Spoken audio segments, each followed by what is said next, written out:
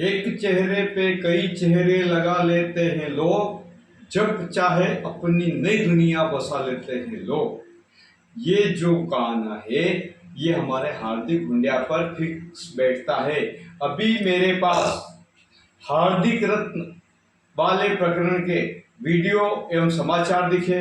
इसमें भाई हार्दिक हुंडिया बड़े बड़े फोटो डाल के बड़े बड़े समाचार सैकड़ों समाचार पत्रों में छपाया कि हार्दिक रत्न निर्दोष है, जैन साधु ऐसा काम कर ही नहीं सकता है। और जैन साधु के खिलाफ जो आरोप लगाए हैं वो झूठे। आरोप लगाने वाला कौन? प्रियांक शाह। आरोप लगाने वाला कौन? कल्पेश सिंघवी। आरोप लगाने वाले कौन? हर्षद बुगलिया। ये सब लोग आज किसके साथ है? हार्दिक हुंडिया के साथ है। और आज हार्दिक हुंडिया एक तरफ तो संत को बचा रहा था जिसके फोर प्ले का केस है, और दूसरी तरफ स्क्रीनशॉट वाले मामले में सागर चंद जी के खिलाफ इस तरह से झूठ बोल रहा और जोर से बोल रहा है कि अपने झूठ को सत्य साबित करने के लिए पूरी ताकत से बार बार वीडियो डालने की उसको आवश्यकता पड़ रही है। मेरा ऐसा कहना है कि स्क्रीनशॉट जो लिया जाता है उसमें एक स्क्रीन कैप्चर के लिए इक्विपमेंट होते हैं, एडीआई होता है। स्क्रीन कैप्चर से लेकर के फिर बाद में वो फॉरेंसिक लैब में जाते हैं और स्क्रीन कैप्चर से लगा के फॉरेंसिक लैब तक ले जाने का पूरा रिकॉर्ड रखा जाता है। लेकिन इन लोगों ने जानबूझ के गलत फॉरेंसिक रिपोर्ट कराने के लिए धोखाधड़ी करी, कूट रचना करी, और अपनी जो फॉरेंसिक फोटो थे एक बार तो उन्होंने ईमेल के माध्यम से भेज दिए और एक बार उन्होंने जेपीजी फाइल के माध्यम से भेज दिए, जो कि पूर्णतः अवैध है। अगर फॉरेंसिक जांच की गई है तो फॉरेंसिक जांच के साथ में साक्ष्य विधि के अनुसार एक प्रमाण पत्र देना धारा 39 में आवश्यक है। उस प्रमाण पत्र में विशेषज्ञ का प्रमाण पत्र होना चाहिए। वो प्रमाण पत्र नहीं लगा है मतलब रिपोर्ट झूठी, असत्य, निराधार है, और उसी के रिपोर्ट के आधार पर लगातार चिल्ला रहे हो। आप कह रहे हो नहीं हम सच्चे हैं, हम कह रहे हैं कि आप सुप्रीम कोर्ट के वकील के पास बैठ जाओ, हम कह रहे हैं कि आप व्हाट्सएप पर आपके रिपोर्ट की सत्यता का आप प्रमाण पत्र दे दो।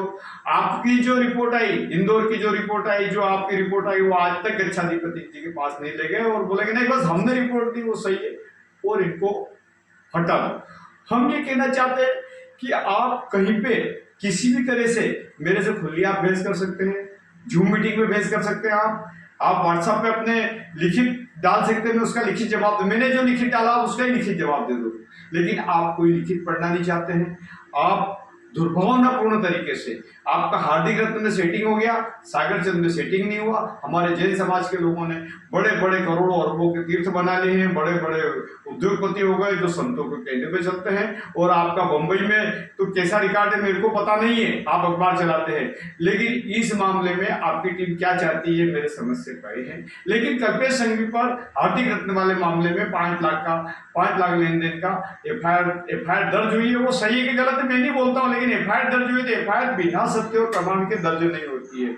और उसी कल्पेश सिंघवी के साथ आप मिलकर के और सागर चंद की लड़ाई लड़ रहे हैं। एक तरफ साधु को चरित्र का प्रमाण पत्र दे रहे हैं और दूसरी तरफ साधु के खिलाफ चरित्र की लड़ाई लड़ रहे हैं। मेरा ये कहना है कि भारत के न्यायालय में एलएलबी पास पढ़े लिखे और वो लोग न्यायाधीश बनते हैं, कोई गुंडे को न्यायाधीश नहीं बनाया जाता है। हमारा यही विरोध है कि आप जो न्याय कर रहे हैं हमारे समाज का, हम इस व्यवस्था के खिलाफ है। हम चाहते हैं कि न्याय की प्रक्रिया में हमारे गच्छाधिपति न्याय करे, हमारे लोग न्याय करें। आप चले गए, आपका जगत पारिक चला गया अहमदाबाद पुलिस के बाद, अहमदाबाद पुलिस ने कह दिया कि आप झूठे, कोई केस नहीं बनता है।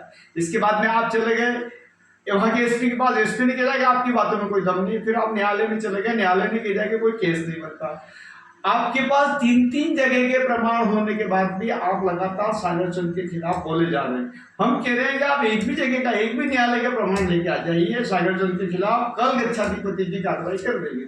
लेकिन आप ये चाहते हैं कि न्यायालय भी झूठे, फॉरेंसिक रिपोर्ट हमने बुलवाई वो भी झूठी, हमारा मुकेश पांडव भी झूठा, और सिर्फ देश में अगर सत्य बोलने का ठेका इस साल का हुआ है तो हार्दिक हुंडिया के नाम से हुआ है, या कल्पेश सिंघवी के नाम से हुआ है, जगत पारिक के नाम से हुआ है। बाकी सब असत्य और झूठा बोल रहे हैं, आपकी बातों से ऐसा लगता है।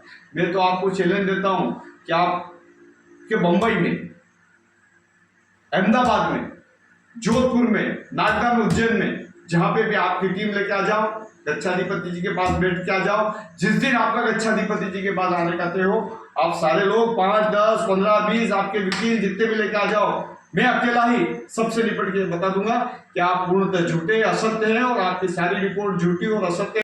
मैं अपनी बात यहीं पे समाप्त करता हूँ। जय जी।